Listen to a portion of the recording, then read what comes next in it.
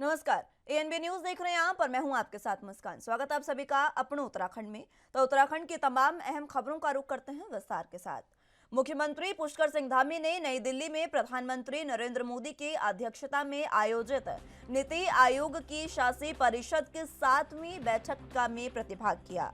मुख्यमंत्री ने कहा कि प्रधानमंत्री की अपेक्षा के अनुसार 21वीं शताब्दी के तीसरे दशक को उत्तराखंड का दशक बनाने के लिए राज्य सरकार ने आदर्श उत्तराखंड 2025 को अपना मंत्र बनाकर त्वरित गति से कार्य प्रारंभ किया है।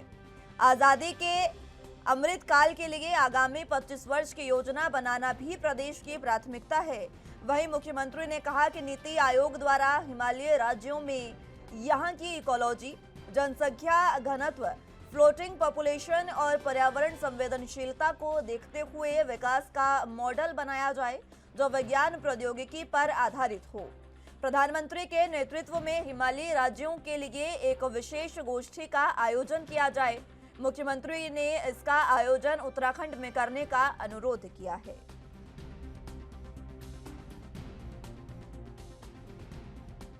देखिए, नीति आयोग की बैठक माननीय प्रधानमंत्री जी की अध्यक्षता में उनके मार्गदर्शन में सफलतम बैठक यहाँ पर संपन्न हुई है।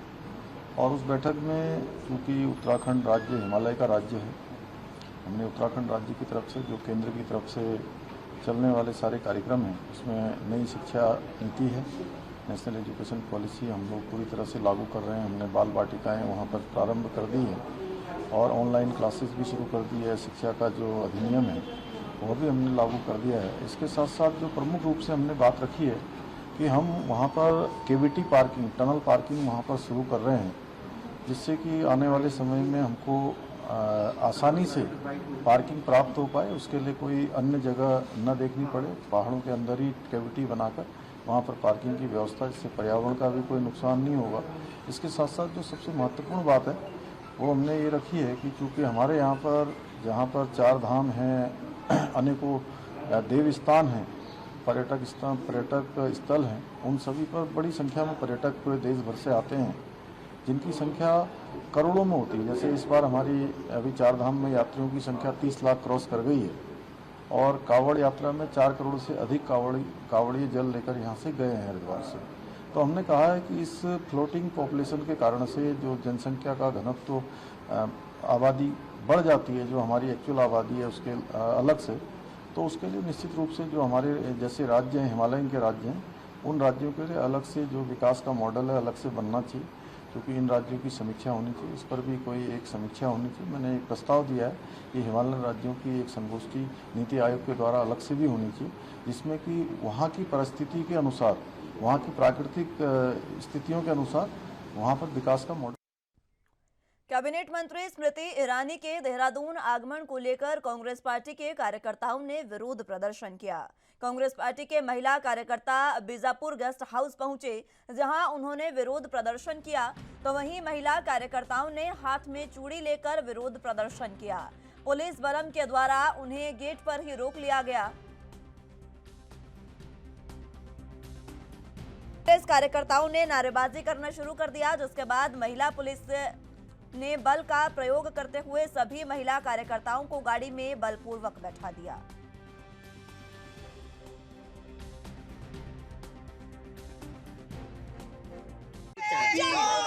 निश्चित तौर पर हमारी महिलाओं को रोका जा रहा है। हमारी महिलाएं बड़ी संख्या में प्रदेश मुख्यालय से हमारी महिलाएं निकली थी।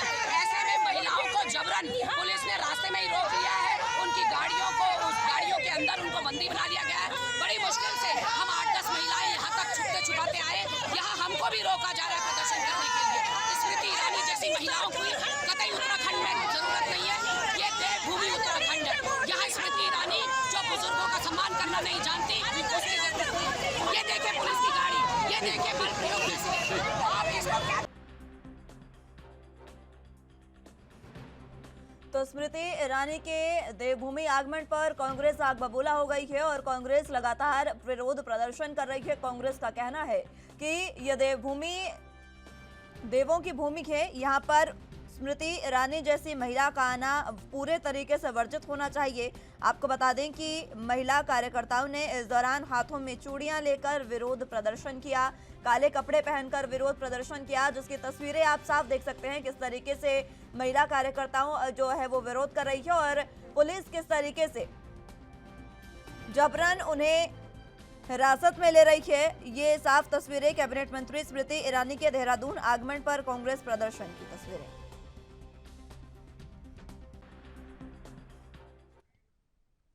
कांग्रेस प्रदेश अध्यक्ष करण महारा ने बीजेपी पर आरोप लगाया है। करण महारा ने कहा कि चाय बागान की जमीन पर बीजेपी अपना प्रदेश कार्यालय बनवा रही है। इसके साथ ही उन्होंने कहा कि 2011 में बीजेपी ने 16 बीघा भूमि किराए पर ली थी और ये भूमि उस समय प्रदेश अध्यक्ष रहे बिशन सिंह चौफाल के नाम से खरीदी गई थी, जिसे अभी तक चिन्हित नहीं किया गया है। उन्होंने सवाल उठाया कि क्या बीजेपी सरकार ने आम नागरिक के लिए अलग कानून बनाए हैं और सरकार के लिए कानून अलग स्थापित किए हैं।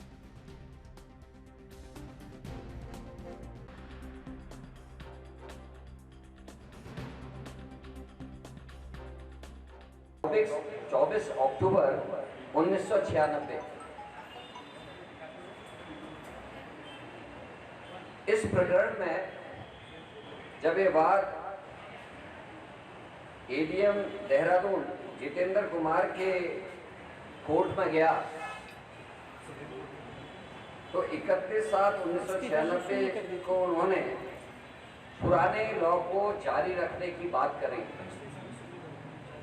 मनीषा पवार तत्कालिक डीएम, कोई सामान्य व्यक्ति जब जमीन खरीद रहा है, भूमि खरीद रहा है, उसके ऊपर कार्रवाई हो रही है, उसकी भूमि का अधिग्रहण हो रहा, सरकार को वो निहित हो जा रही। और इस जजमेंट में ये भी है कि 1975 के बाद जिन्होंने भूमि खरीदी है, रजिस्ट्री किया, खरीद फरोख्त की है, वो सारी भूमि को सरकार में निहित कर लिया जाएगा, उसको अपने अंदर ले लिया जाएगा। तो आज तक सरकार या प्रशासन इस 16 बीघा जमीन को अपने में निहित क्यों नहीं कर रही कार्रवाई। पूरे देश में 1 अगस्त से पॉलिथीन पर प्रतिबंध लग चुका है, जिसके बाद पॉलिथीन को पूर्ण रूप से बाजारों में हटाने के लिए जगह जगह छापेमारी की जा रही है। जनपद उधम सिंह नगर के जसपुर क्षेत्र में भी तहसील प्रशासन और नगरपालिका की टीम बाजारों में पॉलिथीन के खिलाफ चेकिंग अभियान चला रही है, जिसमें कई लोगों के चालान भी किए गए और जुर्माना भी वसूला गया। उप जिला अधिकारी सीमा विश्वकर्मा ने बताया कि पॉलिथीन पर प्रतिबंध लगने के बाद से लगातार छापेमारी की जा रही है, जिसमें अलग अलग विभाग छापेमारी कर रहे हैं। बीते दिन छापेमारी में 2500 रुपए का जुर्माना किया गया और 7 किलो पॉलिथीन भी बरामद की गई। तो वहीं अब तक 7000 रुपए का चालान किया जा चुका है और आगे भी लगातार कार्रवाई की जा रही है। शासनादेश में है कि 1 तारीख से ये लागू हो गया है, 1 अगस्त से। तो उसके बाद से लगातार यहाँ पर छापेमारी की जा रही है, जिसमें कि अभी अलग अलग डिपार्टमेंट के लोगों को यहाँ पर अधिकृत किया गया है। अगर मैं रेवेन्यू डिपार्टमेंट की बात करूँ तो तहसीलदार स्तर तक इसमें छापेमारी कर सकते हैं। कल भी आप देख ही रहे होंगे कि एक छापेमारी की गई थी, जिसमें कि 2500 का जुर्माना किया था और 7 केजी पॉलीथीन जब्त हुई थी। और इसी प्रकार अभी तक 7000 रुपये का चालान किया जा चुका है और आगे भी लगातार ये कार्रवाई करती रहेंगे। इनकी बात करें तो कम से कम 10 से 15 किलो यहाँ पर। उत्तराखंड के काशीपुर में प्रादेशिक कोऑपरेटिव यूनियन पीसीयू के चेयरमैन राम मल्होत्रा ने कहा कि पीसीयू सहकारिता से जुड़े किसानों के होनहार बच्चों को मेडिकल और इंजीनियरिंग की फ्री कोचिंग कराएगा और उन्होंने कहा कि पहले चरण में प्रदेश के 15 बच्चों का चयन किया जाएगा, तो वहीं फंड का अतिरिक्त प्रबंध होने पर यह संख्या और बढ़ाई जाएगी।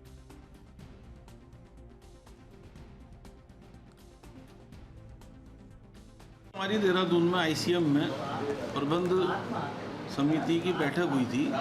उसमें बहुत सारे निर्णय पीसीयू की इस बैठक में लिए गए और उसमें जो है वो शिक्षा निधि से जो हम प्रशिक्षण का कार्य करते हैं वो कार्य करने की चर्चा हुई कि हम किस तरीके से इसका पूरा हमने रोड मैप बनाया है और कैलेंडर बनाया है कि किस तरीके से हम जो है इसकी वो करेंगे, शिक्षा निधि से जो प्रशिक्षण है वो करेंगे। पीसीयू उत्तराखंड का जो कुछ परिसंपत्ति विवाद था वो निपटारा हो गया है और वो बहुत जल्दी हमें हैंडओवर हो जाएंगी। तो वो भी एक बड़ा विषय था, क्योंकि हमारी एक संपत्ति अल्मोड़ा ज़िले में रानीखेत में है और एक अपने देहरादून में है, उनको दोनों को हमें मिलने जा रही है। इसके साथ ही साथ ICAMRT institute of cooperative management and research training centre जो है वो एक कॉलेज बनना है, उस कॉलेज के लिए भी स्थान तय होना है और एक ये बड़ा कॉलेज सहकारिता का बनेगा। ये हमारे केंद्रीय मंत्री माननीय अमित शाह जी ने पूरे देश में ये कॉलेज खोलने की बात कही है और एक इसकी यूनिवर्सिटी भी बनेगी। तो वो यूनिवर्सिटी आजादी के अमृत महोत्सव के तहत हर घर तिरंगा अभियान के क्रम में बीजेपी ऋषिकेश मंडल की ओर से कार्यक्रम की रूपरेखा तैयार की गई। इस मौके पर कैबिनेट मंत्री और क्षेत्रीय विधायक प्रेमचंद्र अग्रवाल ने 2 पूर्व सैनिक रमेश प्रसाद डिमरी और जसराम कश्यप को सम्मानित किया। कैबिनेट मंत्री ने 500 तिरंगे झंडे ऋषिकेश मंडल को सौंपे। आपको बता दें कि रेलवे रोड स्थित बीजेपी कार्यालय में आयोजित कार्यक्रम में मंत्री प्रेमचंद अग्रवाल ने ये कहा कि प्रधानमंत्री नरेंद्र मोदी ने देश की जनता से हर घर तिरंगा अभियान को व्यापक स्तर पर चलाने की अपील की है। इस अभियान में प्रदेश के गैर सरकारी संगठनों और संस्थानों को भी साथ लिया जा रहा है।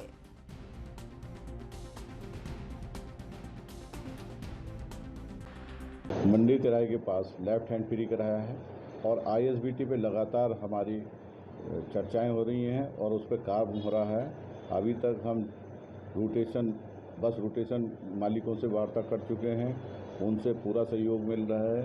हम विक्रम वालों से बात कर चुके हैं, 3 व्हीलर वालों से बात कर चुके हैं और टैक्सी जो यहाँ पे चलती हैं उन सब से सबके लिए जगहें निश्चित उनसे बात करके यहाँ पे सबके लिए जगहें निश्चित की गई हैं और ये उनको बताया गया है कि यहाँ व्यवस्थित तरीके से गाड़ियाँ खड़ी करें, अन्य जो गाड़ी खड़ी नहीं करेगा, ट्रैफिक में बाधा डालेगा, उनका फिर चालान किया जाएगा, उनके खिलाफ वैधानिक कार्रवाई की जाएगी। इसी संबंध में ISBT के सामने जो दुकान हैं उन पे बहुत बड़ी मात्रा में गाड़ियाँ अव्यवस्थित तरीके से खड़ी हो जाती हैं, जिससे आने जाने वालों को समस्या। कोटद्वार में छात्रों की रचनात्मक और सृजनात्मक प्रवृत्ति को प्रोत्साहित करने के लिए कलाल घाटी स्थित MKVN सीनियर सेकेंडरी स्कूल में अटल टिंकरिंग लैब के उद्घाटन समारोह का आयोजन किया गया। लैब का उद्घाटन उत्तराखंड विधानसभा अध्यक्ष ऋतु खंडूरी भूषण ने विधिवत रिबन काटकर किया। इस दौरान विधानसभा अध्यक्ष ने कहा कि लैब बनने से क्षेत्र के विद्यार्थियों में वैज्ञानिक सोच विकसित होगी। बता दें कि अटल टिंकरिंग लैब भारत सरकार की ओर से देश की शिक्षा व्यवस्था में पैराडाइम शिफ्ट लाने के उद्देश्य से लॉन्च की गई है, ताकि छात्र छात्राओं को आविष्कार, नए विचार और वैज्ञानिक पहलुओं पर बढ़ावा दिया जा सके।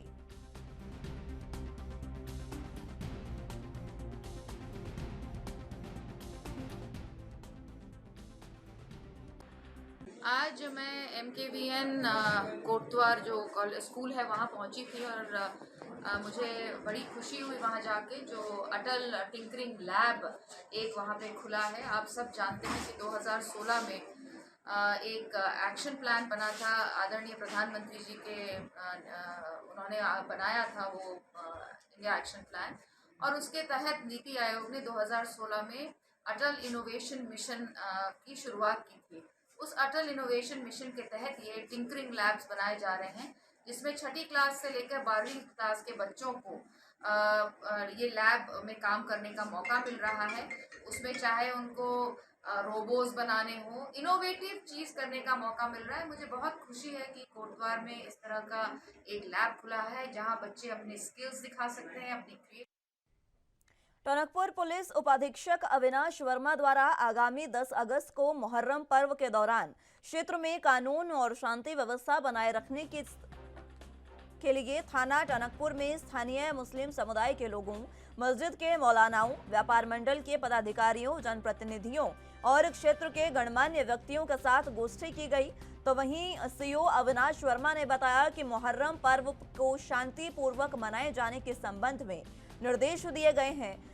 पर्व के दौरान अगर कोई व्यक्ति सांप्रदायिक सौहार्द को बिगाड़ने की कोशिश करते हुए पाया जाएगा तो उसके विरुद्ध सख्ती से वैधानिक कार्रवाई की जाएगी।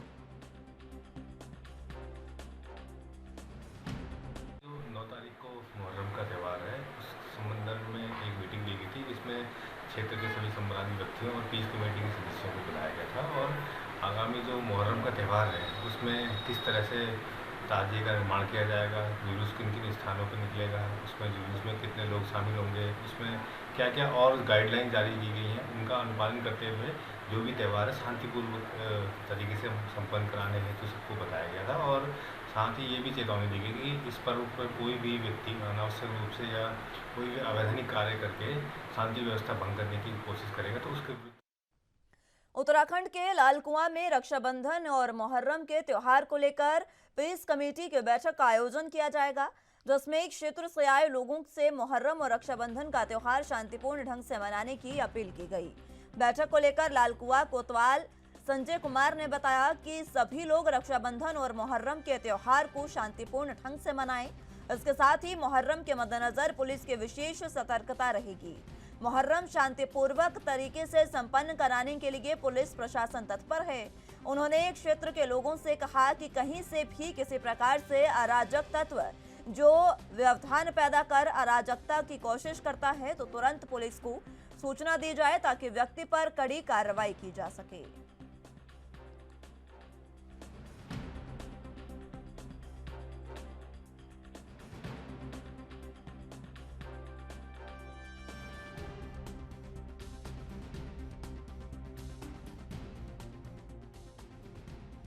नौ तारीख को मुहर्रम का त्यौहार मनाया जाना है। उसी को लेकर यहाँ एक शांति कमेटी की मीटिंग आयोजित की गई थी, जिसमें जो शासन प्रशासन से प्राप्त निर्देश हैं उनको लोगों से बताया गया है और लोगों से अपील की गई है शांतिपूर्ण तरीके से अपना त्यौहार को मनाएं। जो यहाँ पे लाइन है, बिजली की लाइन है, उनसे थोड़ा ताजिए छोटे रखें और शांतिपूर्ण तरीके से अपना इस त्यौहार को मनाएं। हाँ, त्यौहार की संवेदनशीलता के मद्देनजर रखते हुए अतिरिक्त फोर्स की भी डिमांड की गई है। 9 तारीख को मुहर्रम का त्यौहार आयोजित किया जाना है। उसके शांतिपूर्वक एवं सौहार्दपूर्ण सफल आयोजन के लिए यहाँ पर एक अमन कमेटी की बैठक आयोजित की गई थी। उसमें सभी विभाग यहाँ पर उपस्थित थे। मुख्यतः अपना जल संस्थान, विद्युत विभाग, पुलिस विभाग, राजस्व विभाग और रेलवे से भी यहाँ लोग उपस्थित थे।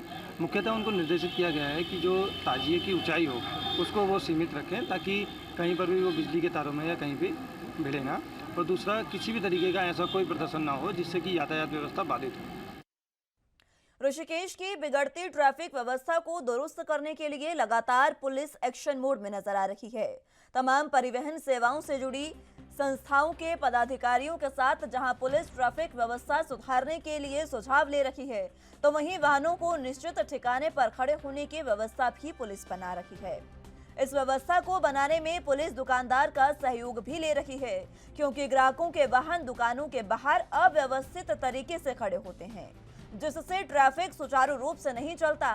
पुलिस ने रोडवेज बस स्टैंड के पास अतिक्रमण हटाते हुए ट्रैफिक व्यवस्था को सुचारू रूप से चलाने की कवायद शुरू कर दी है।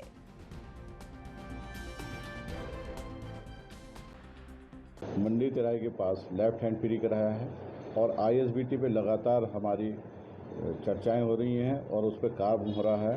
अभी तक हम बस रूटेशन मालिकों से वार्ता कर चुके हैं, उनसे पूरा सहयोग मिल रहा है। हम विक्रम वालों से बात कर चुके हैं, 3 व्हीलर वालों से बात कर चुके हैं और टैक्सी जो यहाँ पे चलती हैं उन सब से सबके लिए जगहें निश्चित उनसे बात करके यहाँ पे सबके लिए जगहें निश्चित की गई हैं और ये उनको बताया गया है कि यहाँ व्यवस्थित तरीके से गाड़ियाँ खड़ी करें, अन्य जो गाड़ी खड़ी नहीं करेगा, ट्रैफिक में बाधा डालेगा, उनका फिर चालान किया जाएगा, उनके खिलाफ वैधानिक कार्रवाई की जाएगी। इसी संबंध में आईएसबीटी के सामने जो दुकान हैं उन पे बहुत बड़ी मात्रा में गाड़ियां अव्यवस्थित तरीके से खड़ी हो जाती हैं, जिससे आने जाने वालों को समस्या होती है।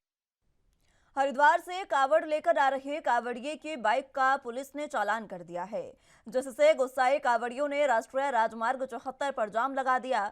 दरअसल दर्जनों कावड़ियों का जत्था हरिद्वार से कावड़ लेकर बहेड़ी जा रहा था। इस दौरान जत्थे के साथ बाइक सवार कांवड़िए आगे चल रहे थे। किच्छा के अंबेडकर चौक पर वाहन चेकिंग कर रही किच्छा पुलिस ने कांवड़ियों के बाइक को रोक दिया और 500 रुपए का चालान कर जुर्माना वसूल किया। तो वहीं चालान काटे जाने की सूचना पर दर्जनों कांवड़िए और धार्मिक संगठनों के लोग मौके पर पहुंच गए, जिससे गुस्साए कांवड़ियों ने पुलिस प्रशासन के खिलाफ जमकर हंगामा करते हुए खटीमा पानीपत राष्ट्रीय राजमार्ग 74 पर जाम लगा दिया।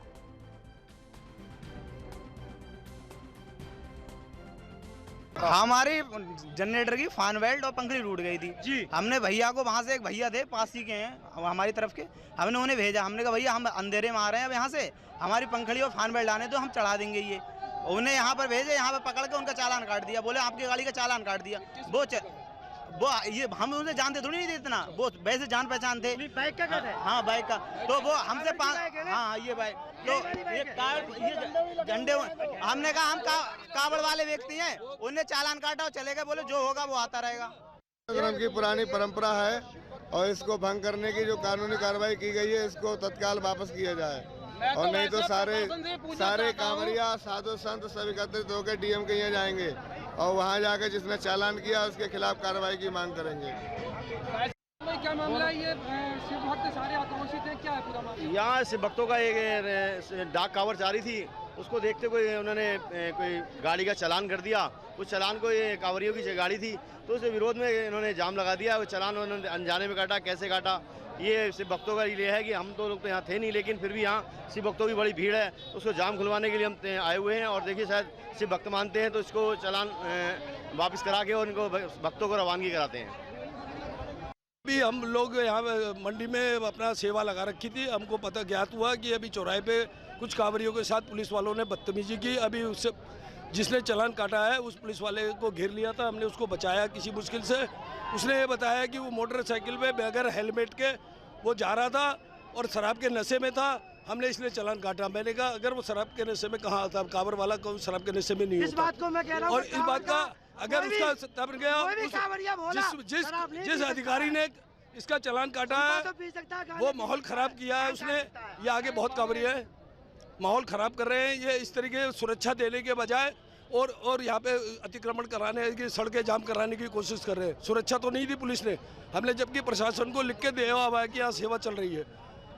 प्रशासन का कोई भी कर्मचारी नहीं, ये पूरी साजिश हो रही है। हर हर हर हर आक्रोशित इसलिए है कि आपको ये पता है कि महाशिवरात्रि चल रही है और सावन का महीना है। इस टाइम कितने दूर दूर से बच्चे बोले हमारे कांवड़ लेके आ रहे हैं, जल लेकर आ रहे हैं और उनके साथ में बदतमीजी हो रही है, गाड़ियों के चालान काटे जा रहे हैं। अन्यथा बहुत व्यक्ति बगैर हेलमेट के निकल रहा है। चलो भोला हमारा बगैर हेलमेट के है, उसको तसल्ली से, उसको डाक कांवड़ है, उसको प्यार से समझाते कि बेटा आप हेलमेट लगा के चले। और ये हमारे कांवड़ियों के साथ में इतनी बदतमीजी ये हो रही है, सुरक्षा कोई नहीं मिली। हमने जबकि डीएम को, एसडीएम को, यहाँ के प्रशासन को सबको लिख के दिया है कि मेरे यहाँ पर सुरक्षा मिलना चाहिए, कोई सुरक्षा नहीं है पुलिस की। अन्यथा ये ऐसा नहीं होना चाहिए कि ये गलत हो रहा है। और किच्छा प्रशासन से पूछना चाहता हूँ कि 364 दिन पुलिस यहाँ से गायब कैसे रहती है? 10 दिन से यहाँ सेवा लगी हुई है, न पुलिस इस चौराहे पे न उस चौराहे पर है, जबकि जो शमशान घाट के पास चौराहा है इतना बेतुका चौराहा बनाया गया है कि किसी भी कांवड़िए की वहाँ मौत हो सकती है, दुर्घटना हो सकती है। लेकिन आज जो यहाँ पर चालान काटा गया है पुलिस प्रशासन के द्वारा, हमारी मांग है वो प्रशासन उस व्यक्ति को। बरसात के मौसम में किसी भी तरह की आपदा की संभावनाओं से निपटने के लिए स्थानीय प्रशासन बरसात से पहले ही तैयारियां पूरी कर लेता है। भूस्खलन संभावित क्षेत्रों में सड़कें खुलवाने के लिए संबंधित विभागों को जेसीबी मशीनें तैनात करने के निर्देश दिए जाते हैं। मॉक ड्रिल भी की जाती है और फिर प्रशासन दावा करता है कि हर प्रकार की बरसात और उससे होने वाले नुकसान से निपटने के लिए स्थानीय प्रशासन और संबंधित विभाग पूरी तरह मुस्तैद है। लेकिन बरसात आते आते प्रशासन के दावे फेल साबित होते नजर आते हैं। आपको बता दें कि कर्णप्रयाग राष्ट्रीय राजमार्ग पर देर रात से हो रही मूसलाधार बारिश से राजमार्ग पंती, नलगांव, आमसोड़ समेत हरमनी में मलबा आने से बाधित हो गया है। बीआरओ प्रशासन जहां एक और कर्णप्रयाग की ओर से सड़क को खुलवाने में जुटा था, तो वहीं दूसरी ओर थराली की ओर से हरमनी में सुबह 7 बजे से सड़क खुलने का इंतजार कर रहे यात्रियों की भूखे प्यासे दोपहर 1 बजे तक सिर्फ जेसीबी मशीन के आने का ही इंतजार करना पड़ा।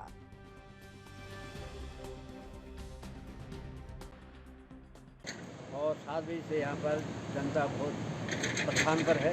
यहाँ पर खाने का भी कोई होटल अच्छा, बाहर से लोग आए हैं, टीचर लोग होंगे, छुट्टी हुई रक्षाबंधन के लिए और बड़ी परेशानी है। प्रशासन उसमें गौर करे कि हर समय बरसात के टाइम पर हर समय बुलडोजर और तैयार रहने चाहिए। रोड पर आने का समय बच्चे आते हैं, स्कूल के बच्चे हैं और यात्री हैं और टाइम पर काम नहीं होता है। छुट्टी की मशीन किस समय यहाँ पे पहुँची? मशीन तो अभी इससे थोड़ी देर पहले आई है। क्या उससे पहले कोई सड़क खुली? जा रहे तो कोई भी प्रयास नहीं किए। ऐसे फ़ोन किया हम लोगों ने एचएम और विधायक तक भी हमने फ़ोन किया है, तो कोई इसमें ज़्यादा वो नहीं हुआ, गौर नहीं किया गया।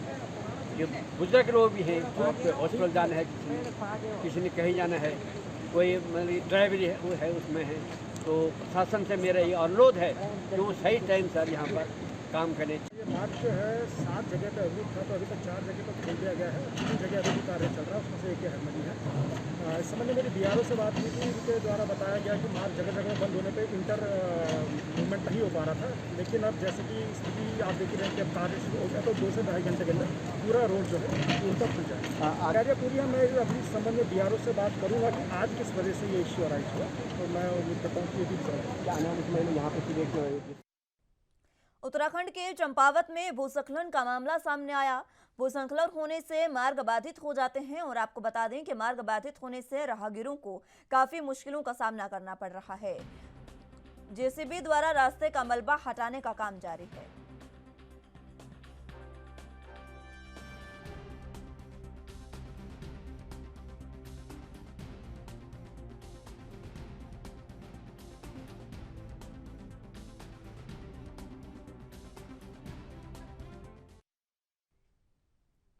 उत्तराखंड के हरिद्वार में कई जगहों पर संचालित रोपवे की सुरक्षा को लेकर प्रदेश का गृह महकमा गंभीर है। दरअसल बीते दिनों देश भर में रोपवे पर कई हादसे हुए। वहीं हाल ही में पौड़ी विधायक किशोर उपाध्याय भी सुरकुंडा देवी रोपवे पर फंस गए। गृह विभाग द्वारा रोपवे की सुरक्षा का जायजा लेने और समीक्षा करने के लिए एनडीआरएफ और एसडीआरएफ की टीम ने मनसा देवी रोपवे का अचानक निरीक्षण किया।